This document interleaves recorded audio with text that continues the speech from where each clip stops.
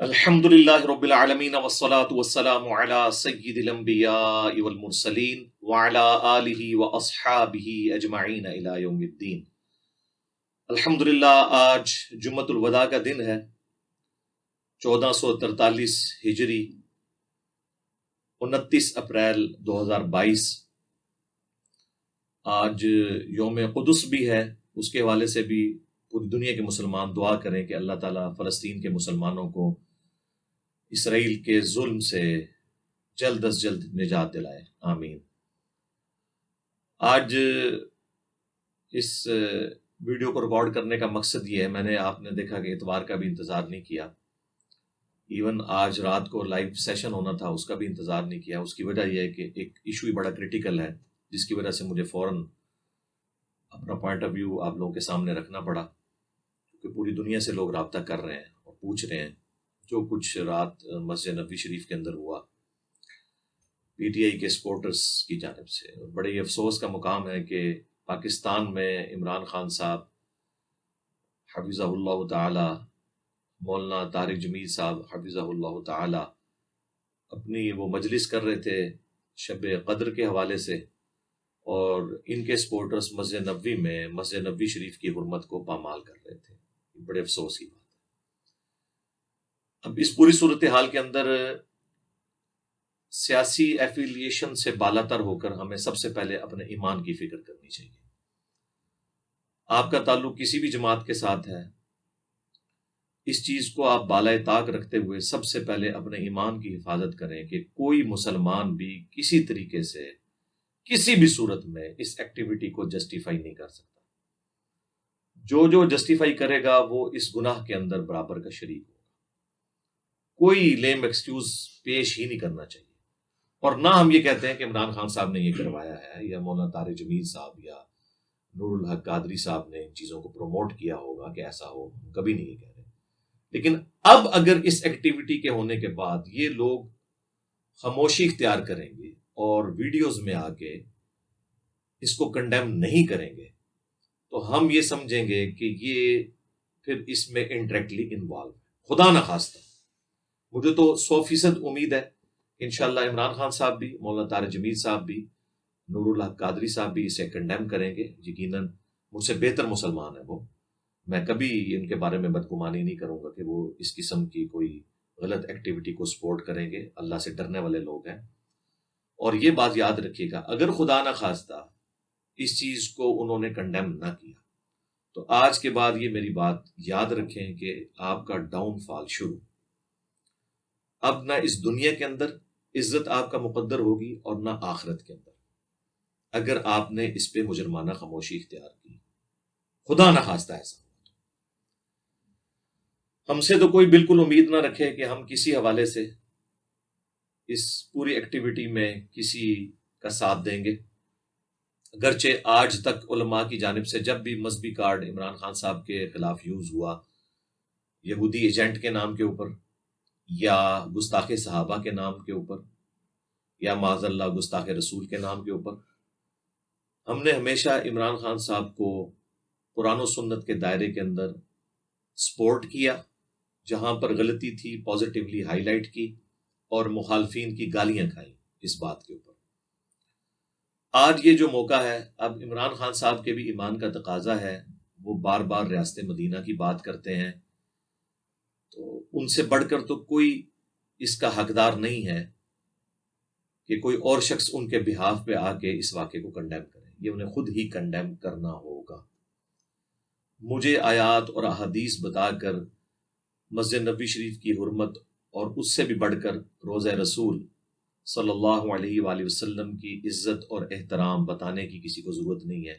جس طرح میری عقیدت وابستہ ہے، باقی مسلمانوں کی عقیدت وابستہ ہے، اسی طریقے سے عمران خان صاحب بھی، مولانا طارق جمیل صاحب بھی اور نور الحق قادری صاحب کی بھی عقیدت یقیناً نبی اسلام اور مسجد نبی کے ساتھ وابستہ ہے، اس میں تو کوئی دوسری رائے نہیں۔ اب میں اسپیسیفکلی عمران خان صاحب سے ریکویسٹ کروں گا کہ آپ نے جو امر بالمعروف کے حوالے سے کمپین چلائی تھی، تو میں اب آپ سے ریکویسٹ کروں گا کہ اس سے بڑی کوئی امر بالمعروف نہیں ہے کہ ہمارے محبوب صلی اللہ علیہ وآلہ وسلم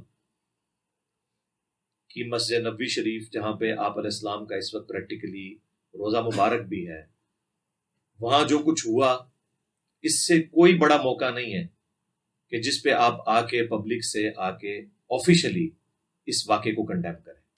یہ آپ کی اب ذمہ داری ہے. اس سے بڑا کوئی امر بالمعروف نہیں اور اس سے بڑا کوئی نہی عن المنکر نہیں ہے. اور اگر آپ نے خاموشی اختیار کی، ایٹ لیسٹ میں تو آپ کو مرتے دم تک کبھی بھی معاف کرنے کے لیے تیار نہیں ہوں گا، کیونکہ میرا ایمان اس کے ساتھ جڑا ہوا ہے. اگرچہ آپ پہ جب کبھی علماء نے حملہ کیا، سب سے پہلے میں نے فرنٹ سے لیڈ کر کے جتنی بات درست تھی وہ بیان کی، جہاں آپ کی غلطی تھی اسے ہائی لائٹ کیا اور میں نے دفاع کیا، آئندہ بھی کروں گا انشاءاللہ. لیکن اگر اس واقعے کے اوپر آپ کا کوئی بیان نہ آیا تو پھر میری طرف سے کوئی اس قسم کی امید نہ رکھیں. آپ کے کچھ قریبی لوگ بھی میرے پاس آئے تھے، وہ کہہ رہے تھے خان صاحب سے آپ کی ملاقات کروائیں گے، اور اس طرح کی اور بھی باتیں خیر وہ کر رہے تھے. میں نے ان کو بھی اس وقت بھی یہ بات کی تھی، جب بھی کوئی بندہ آیا میں نے اسے یہی کہا کہ خان صاحب سے کہیں کہ اپنی زبان کے حوالے سے تھوڑے سی احتیاط، بلکہ بہت زیادہ احتیاط کریں. بعض اوقات آپ خود ایسے الفاظ استعمال کرتے ہیں کہ وہ پھر آپ کے سپورٹرز کے اندر اسی طریقے سے آگے ٹریول کر جاتے ہیں. اور جب آپ ریاست مدینہ کی بات کر رہے ہیں تو پھر نبی صلی اللہ علیہ وآلہ وسلم والے اخلاقیات بھی آپ کے اندر ہونے چاہیے. اور آپ اپنے قریبی ساتھیوں کی بھی ذرا خیر خبر لیں. شیخ رشید صاحب نے کچھ دن پہلے ہی کہا تھا کہ حرم مکہ میں بھی ان کے خلاف آوازیں اٹھیں گی. اس سے تو لگتا ہے کہ یہ شاید آپ کو نہ بتایا ہو، لیکن آپ کی محبت میں انہوں نے کوئی پری پلان ایسا کیا ہو اور آپ کو پتہ نہ ہو. تو یہ اس قسم کے لوگ جو آپ کی کاز کو نقصان پہنچا رہے ہیں، یہ آپ کی جماعت کے اوپر خود کش حملہ آور بنے ہوئے ہیں. اپنی صفوں کے اندر انہیں تلاش کریں اور دیکھیں کہ ایسے لوگ بھی آپ کی صفوں میں موجود ہیں جن کا مذہب کے ساتھ کوئی لینا دینا نہیں ہے، اس کے باوجود وہ مذہبی کارڈ استعمال کر رہے ہیں. پچھلے دنوں دیکھ لیں وہ مفتاح اسماعیل صاحب کے حوالے سے جو آپ کی ایک ہے لیڈر، انہوں نے ٹویٹ کر دی تھی. مطلب خام خواہ ایک وہی کام جو مذہبی جماعتوں کے لوگ کرتے ہیں وہ آپ کے ساتھی بھی اس طرح کا کام کرنا شروع ہو گئے. اس لیے خدا کے لیے اللہ سے ڈریں اور امت تک صحیح بات پہنچائیں. ہماری دعائیں آپ کے ساتھ ہیں. اللہ تعالیٰ آپ کے لیے آسانیاں فرمائے. کوئی زندگی ختم نہیں ہو گئی ہے انشاءاللہ. اگر اللہ نے چاہا، پاکستانی عوام نے آپ کو سلیکٹ کیا تو آپ دوبارہ بن جائیں گے، لیکن خدا کے لیے ایسی لیگیسی چھوڑ کے جائیں کہ لوگ آپ کو یاد کریں، نہ کہ یہ ہو کہ آپ کے مخالفین جو پولیٹیکل جماعتوں کے لوگ ہیں یا ایون مذہبی جماعتوں کے لوگ ہیں وہ آپ کی لائف کو اور آپ کے ماننے والوں کی لائف کو ونریبل کر دیں اس قسم کی ایکٹیویٹیز کی وجہ سے. اور یہاں پہ میں یہ بھی عرض کروں کہ آپ کو پتہ ہے کہ سعودی حکومت نے بڑا سختی سے نوٹس لیا ہے اس کا. 60,000 ریال ہر بندے کو جرمانہ ہوا ہے، جو جتنے 150 کے قریب لوگ تھے. 5 سال کی قید، اور اس کے بعد انہیں وہاں سے نکال دیا جائے گا. اب مجھے بتائیں ان کے گھر کا خرچہ عمران خان صاحب یا طارق جمیل صاحب یا نور اللہ قادری صاحب اٹھائیں گے؟ انہوں نے تو اپنا مستقبل برباد کر لیا نا. اور میں آپ کو اب بتا دوں کہ اب اس واقعے کے بعد جب یہ اس طرح کی سزائیں ہوں گے تو آپ دیکھیں گے آندہ کوئی جرت بھی نہیں انشاءاللہ وہاں پہ کرے گا. یہ ہمارا ملک ہے جہاں پہ قانون کی کوئی حکمرانی نہیں ہے اور جس کا جو دل آتا ہے وہ کرتا ہے. تو خدا کے لیے جو لوگ اب وہاں پہ رہ رہے ہیں 20 لاکھ کے قریب کم از کم پاکستانی ان عرب ملکوں کے اندر ہیں، آپ خدا کے لیے میں ہاتھ جوڑ کے آپ سے ریکویسٹ کرتا ہوں وہ اللہ سے ڈرے خدا کے لیے. اور عمران خان صاحب سے بھی کہ اپنے ماننے والوں کو سمجھائیں، اور طارق جمیل صاحب سے بھی کہ خدا کے لیے ان کو سمجھائیں. عرضی کر سکتے ہیں اور کیا کریں.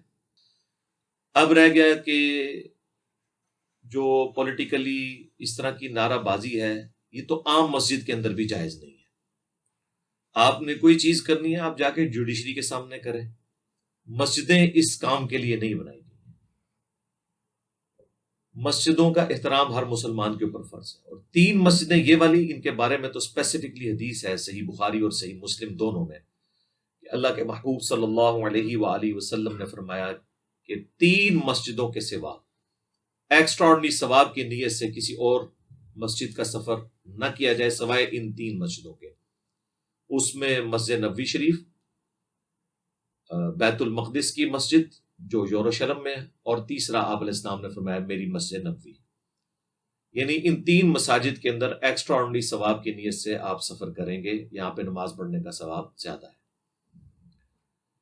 اسپیسیفکلی مدینہ شریف کی حرمت کے حوالے سے تو بخاری مسلم میں کم از کم 50 احادیث موجود ہیں.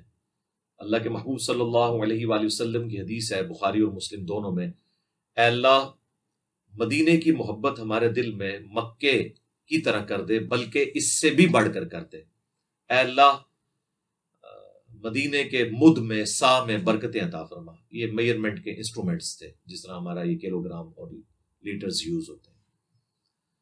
بخاری مسلم کے الفاظ ہیں، اے اللہ تیرے ابراہیم خلیل اللہ نے مکے کو حرم بنایا تھا اور میں مدینے کو حرم بناتا ہوں۔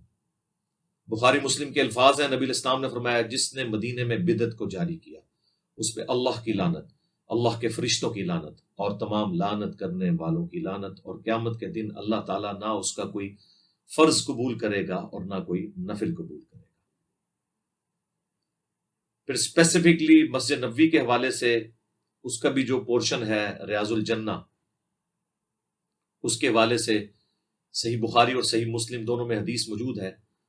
نبی الاسلام نے فرمایا، میرے گھر سے میرے ممبر تک جنت کے ٹکڑوں میں سے ایک ٹکڑا ہے، جسے ہم ریاض الجنہ کہتے ہیں۔ اسی پہ امام بخاری نے باب باندھا ہے کہ قبر رسول سے ممبر رسول جنت کا ٹکڑا ہے، کیونکہ پریکٹیکلی اس وقت نبی صلی اللہ علیہ وآلہ وسلم اور ان کے جانثار ساتھی سیدنا ابو بکر و عمر رضی اللہ تعالی عنہما علیہم السلام کی قبریں اس ریاض الجنہ والے پورشن کے اندر ہیں۔ تو یہ جنت کے ٹکڑوں میں سے ایک ٹکڑا ہے۔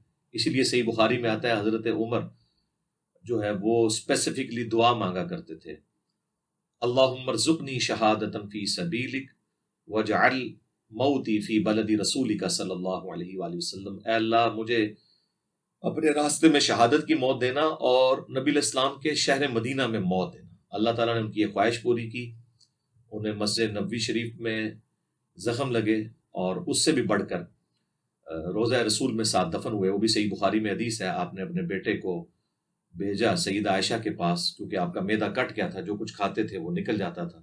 آپ کو یہ یقین ہو گیا کہ اب میں نہیں بچ پاؤں گا، تو انہوں نے کہا کہ سیدہ عائشہ سے جا کے سلام عرض کرنا، اور انہیں یہ نہ کہنا کہ امیر المومنین نے بھیجا ہے، بلکہ کہنا عمر بن خطاب اپنے دو ساتھیوں کے ساتھ دفن ہونا چاہتا ہے، نبی علیہ السلام اور سیدنا ابو بکر کے ساتھ۔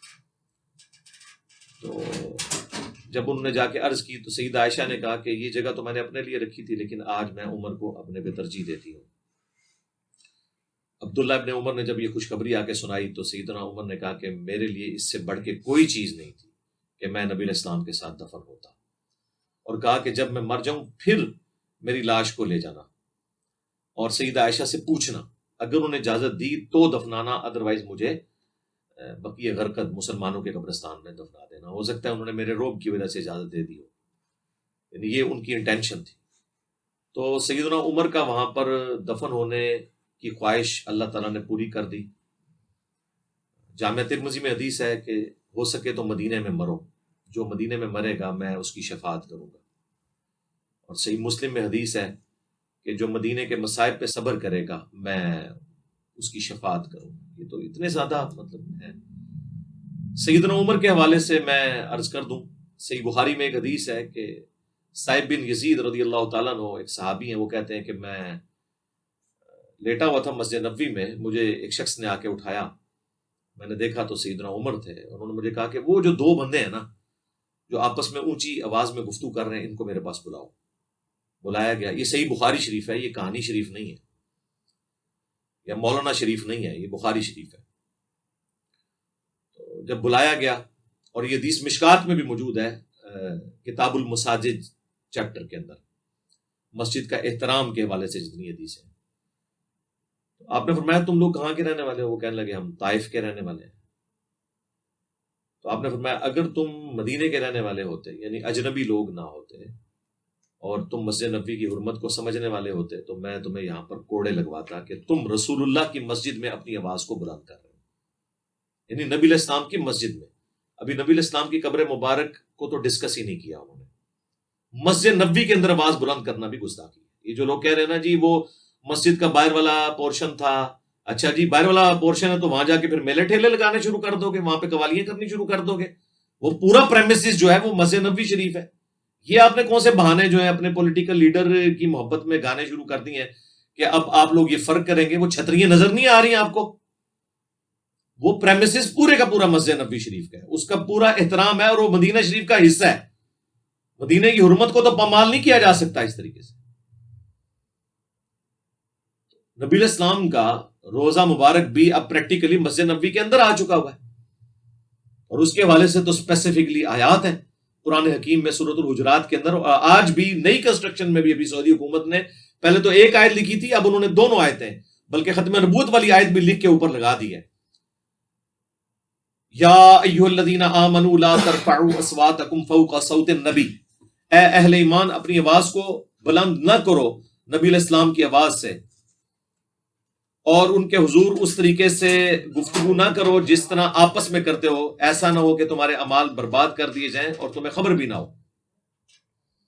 اور صحیح بخاری میں موجود ہے کہ یہ اسپیسیفکلی آیات نازل ہوئی حضرت ابوبکر اور عمر کے بارے میں، عام بندوں کے بارے میں نہیں. بخاری کے الفاظ ہیں کہ سیدنا عبداللہ ابن ملیکہ تابعی کہتے ہیں قریب تھا کہ اس مخلوق کے دو بہترین لوگ برباد ہو جاتے، یعنی ابو بکر اور عمر، وہ برباد ہو جاتے جب انجانے میں انہوں نے آپس میں گفتگو کرتے ہوئے نبی علیہ السلام کی موجودگی میں اپنی آوازوں کو بلند کیا. حضور سے نہیں بدتمیزی کی، آپس میں. اور پوری تفصیل آئی کہ وہ ایک قبیلہ مسلمان ہوا تھا. نبی علیہ السلام کی ایک مبارک عادت تھی، جب کوئی قبیلہ مسلمان ہوتا تھا تو ایک فوکل پرسن مقرر کرتے تھے تاکہ بعد میں اس کے ساتھ کمیونیکیشن ہو سکے. تو حضرت ابوبکر نے مشورہ دیا، اس کے مقابلے میں حضرت عمر نے ایک مشورہ دیا، اور آپس میں پھر حضرت ابوبکر نے کہا تم میرے مشورے کی مخالفت کرتے ہو. اس میں ان کی آپس میں تلکرامی ہوئی، آواز بلند ہوئی، اور اللہ نے کہا کہ تمہارے اعمال بھی اے ابوبکر عمر برباد ہو جائیں گے اگر تم نے نبی علیہ السلام کی موجودگی میں اپنی آوازوں کو بلند کیا، اور تمہیں خبر بھی نہیں ہوگی. خبر ہو جائے تو بندہ توبہ کر لے. بس جب یہ آیات نازل ہوئی تو بخاری کے الفاظ ہیں حضرت عمر اتنی آہستہ آواز میں گفتگو کرتے تھے کہ حضور کو سنائی نہیں دیتی تھی، اور آپ کہتے تھے عمر اونچا بولو. پھر اگلی آیات اللہ کی طرف سے نازل ہوئی، ان الذین یغضون اصواتهم عند رسول اللہ، بے شک وہ لوگ جو اپنی آوازوں کو پست رکھتے ہیں رسول اللہ کے حضور، یہ وہ لوگ ہیں جن کے دلوں کو اللہ نے تقوی کے لیے چن لیا ہے، ان کے لیے مغفرت اور اجر عظیم ہے. رضی اللہ عنہم اجمعین وعلیہم السلام اجمعین. لیکن انہوں نے پرفارم کیا. آج بھی یہ آیات روزہ شریف کے اوپر لکھی ہوئی ہیں. ایون سعودی عرب کے لوگ جو ایک وہابی فرقے کے ساتھ تعلق رکھتے ہیں، بڑے ہارڈ لائنر ہیں، اس کے باوجود مفتی اعظم سعودیہ نے بھی ریٹن میں جو کتاب حاجیوں کو مفت دی جاتی ہے اس میں روزہ شریف کی حاضری کے چیپٹر میں لکھا ہے کہ نبی علیہ السلام اپنی وفات کے بعد بھی اتنا ہی قابل احترام ہے جتنی اپنی مبارک زندگی میں. آج بھی آپ قبر رسول کے حضور اس طرح آوازوں کو بلند نہیں کر سکتے. آپ اندازہ کریں. باقی وہ تو چھوڑ دیں، یہ سعودیہ کے علماء کا فتویٰ کہ آپ سلام عرض کرنے بھی جائیں تو بھی اپنی آواز کو بلند نہیں کرنا. وہ سنت ہے صحابہ اکرام کی. 4 کتابوں میں موجود ہے، المصنف ابن ابی شیبہ میں، سنن الکبری البیہقی کے اندر، الموطا امام مالک کے اندر، اور فضل الصلاۃ علی النبی کے اندر، کہ عبداللہ بن عمر جب بھی سفر پہ جاتے یا واپس آتے مسجد نبی میں 2 نفل پڑھتے اور اس کے بعد روزہ شریف پہ حاضر ہو کے عرض کرتے السلام علیکہ یا رسول اللہ، پھر السلام علیکہ یا ابا بکر، السلام علیکہ یا عمر، اور ایک روایت میں یا ابتا، اے میرے باپ آپ پر سلام ہو. تو یہ صحابہ کی سنت ہے. لیکن سلام بھی زیادہ بلند آواز میں آپ نہیں کریں گے، نہ اونچی آواز میں وہاں پہ آپ نعتیں پڑھیں گے. ابو داؤد میں حدیث ہے، میری قبر پہ میلہ مت لگا لینا، تم دنیا کے کسی بھی حصے میں درود پڑھو گے اللہ تمہارا درود میرے تک پہنچا دے گا. اللہم صلی علی محمد وعلی آل محمد. تو اس لیے مسجد نبوی شریف کا احترام ضروری ہے، اور نہ غلط جسٹیفیکیشنز دیں، اپنے ایمان کی حفاظت کریں. کسی نے آپ کے کام نہیں آنا، کسی پولیٹیکل لیڈر نے، کسی بزرگ بابے نے کام نہیں آنا. شفاعت اسی کی قبول ہونی ہے جس کی قبر مدینے میں ہے صلی اللہ علیہ وآلہ وسلم. جو کچھ ہوا مسجد نبوی کی حرمت بھی پامال ہوئی، روزہ شریف کی بھی حرمت پامال ہوئی ہے، کوئی اس کی جسٹیفیکیشن نہیں ہے. اور ایسے علماء کا، ایسے وائزین کا، ایسی پولیٹیکل جماعتوں کا بائیکاٹ کرنا چاہیے جب تک کہ وہ اس معاملے میں اعلانیہ معافی نہیں مانگ لیتے. میں تو ایٹ لیسٹ انہیں بالکل معاف کرنے کے لیے تیار ہوں. اور یہ میری بات یاد رکھیے گا، اگر انہوں نے یہ معافی نہ مانگی تو ان کی ذلت قبر تک ان کا پیچھا کرے گی، مرنے کے بعد بھی ان کا پیچھا کرے گی، اور رسول اللہ کی بارگاہ میں قیامت والے دن بھی شرمندگی اٹھانی پڑے گی. نعوذ باللہ من ذالک. اللہ نہ کرے کہ ایسا ہو. تو خدا کے لیے اپنے ایمان کی فکر کریں. میں نے اپنی ورڈنگ اس لیے سامنے رکھ دی تاکہ کوئی لیم ایکسکیوزز ڈیوائز نہ کرے. اور خصوصاً میں عمران خان صاحب سے اور ان کی جماعت کے لوگوں سے بالخصوص کہوں گا کہ آپ لوگوں نے جو وائلنس کا ایک طریقہ اڈاپٹ کیا ہوا ہے نا، روڈ لینگویج والا، یہ طریقہ زیادہ عرصہ آپ کو سروائیو نہیں کرنے دے گا. آپ اختلاف رائے ضرور کریں، میں سب سے کرتا ہوں، لیکن آپ دیکھیں میں نام لیتا ہوں تو پورے احترام کے ساتھ پروٹوکول کے ساتھ نام لیتا ہوں، اپنے مخالفین کے بھی علمی رد ان کے اوپر کرتا ہوں، یہ رائٹ ہے آپ کا کریں، لیکن دوسری طرف میرا ٹالرنس کا لیول یہ ہے کہ میں کہتا ہوں چندہ انہیں دیں، نمازیں ان کے پیچھے پڑھیں۔ آپ تو نہیں کہیں گے کہ دوسری پولیٹیکل جماعت کو چندہ دو، ووٹ ان کو ڈالو، نہیں، ہمارے اندر اتنی بھی ٹالرنس موجود ہے۔ میں اپنے اسٹوڈنٹ سے کہوں گا، ان میں ظاہر ساری جماعتوں کے لوگ ہیں، ہم تو چونکہ ایک مذہبی پلیٹ فارم سے بات کر رہے ہیں، ہم پارٹی نہیں بننا چاہتے، لیکن میں سب سے کہوں گا، خواہ نون لیگ سے تعلق رکھتے ہیں، خواہ پی ٹی آئی سے یا باقی جماعتوں سے، کہ مذہب کو ایز اے کارڈ کسی کے خلاف استعمال نہ کریں، اس قسم کی کوئی ایکٹیویٹی پرفارم نہ کریں۔ جو یہ گستاخی ہوئی ہے اسے ہم کنڈیم کرتے ہیں، انشاءاللہ یہ بھی رجوع کریں گے، مجھے اللہ سے امید ہے۔ باقی دوسری جماعتیں بھی مذہبی کارڈ عمران خان صاحب کے خلاف استعمال نہ کریں، کبھی ان کو یہودی ایجنٹ کہہ کے، کبھی اسرائیل کا ایجنٹ کہہ کے، کبھی ختم نبوت کے حوالے سے بلیم لگا کے، جو خود عمران خان صاحب ان کی جماعت کبھی نواز شریف صاحب کے اوپر لگاتی رہی، حالانکہ وہ جو قانون چینج ہوا تھا اس میں ساری پارٹیوں کے لوگ موجود تھے، لیکن ایک خاص جماعت کو سنگل آؤٹ کیا گیا۔ اس طرح کی پولیٹیکل گینز نہ کیا کریں، اور مذہبی کارڈ بالکل یوز نہ کریں۔ میں ابھی کچھ عرصہ پہلے وہ طاہر اشرفی صاحب کی ویڈیو بھی 1-2 دن پہلے اپلوڈ ہوئی ہے، مسجد نبوی میں جا کے وہ کہہ رہے تھے کہ عمران خان صاحب جو ہے وہ مذہبی کارڈ اس حوالے سے یوز نہ کریں، اور اپنے آپ کو وہ پیغمبروں سے تشبیہ دے رہے ہیں۔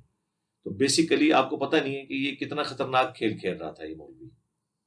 یہ بیسیکلی یعنی ان کو عمران خان صاحب کو ونریبل کرنا چاہ رہا تھا کہ انہوں نے کوئی دعوے نبوت کر دیا۔ نعوذ باللہ، بھئی نبیوں سے ہی مثال دی جائے گی، اس میں مثال دینے میں کون سا دوسری رائے ہے؟ قرآن میں جب آئے اطیعوا اللہ و اطیعوا الرسول و اولی الامر منکم، اطاعت کرو اللہ کی اور اس کے رسول کی اور اپنے حکمران کی، لیکن جب جھگڑا ہو جائے فإن تنازعتم فی شیء فردوه الی اللہ والرسول، پھر اللہ اور اس کے رسول سے فیصلہ کرواؤ، پھر حکمران کی بات نہیں ماننی۔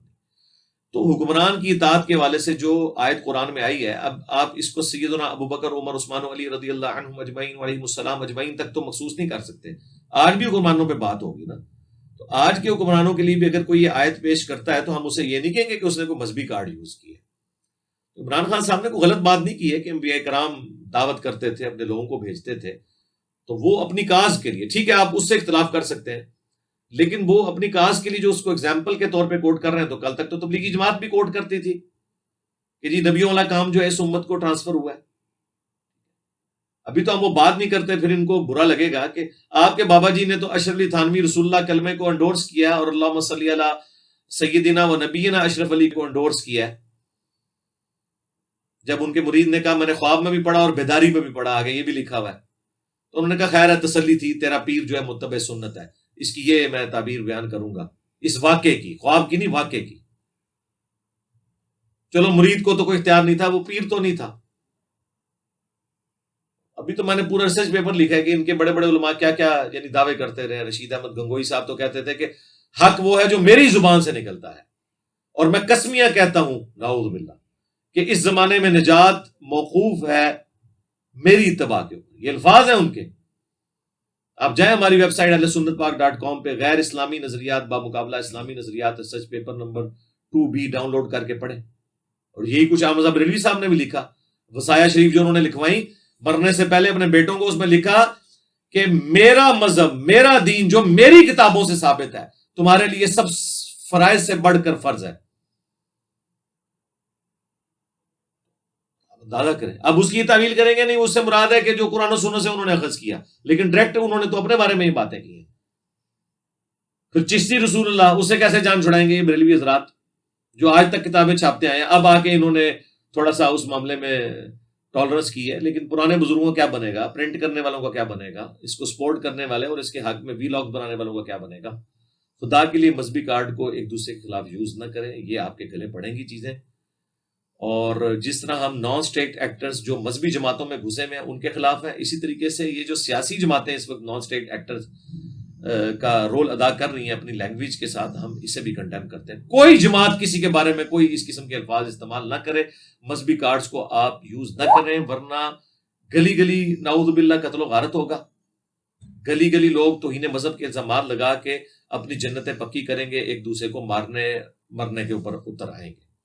تو میں نے یہ مختصر سی گفتگو اس لیے کی تاکہ آپ کے سامنے ان چیزوں کو ہائی لائٹ کر دوں، درد دلی آپ کے سامنے رکھ سکتا تھا۔ سبحانک اللہم و بحمدک، اشہد ان لا الہ الا انت، استغفرک و اتوب الیک، وما علینا الا البلاغ المبین۔ جزاکم اللہ خیر۔